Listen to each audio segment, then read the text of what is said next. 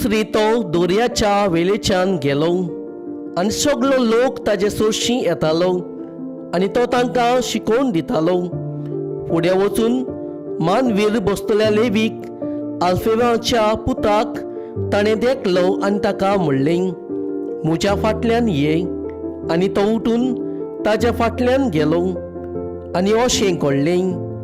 ताच्या घरान जेवणाक बसलेलो आसतना सवार 2 वस्तुदार आनी पातकी म्हूण लेखलोले मनीसूय जेजू आनी ताच्या शिसां बरोबर जेवणाक बसलोले.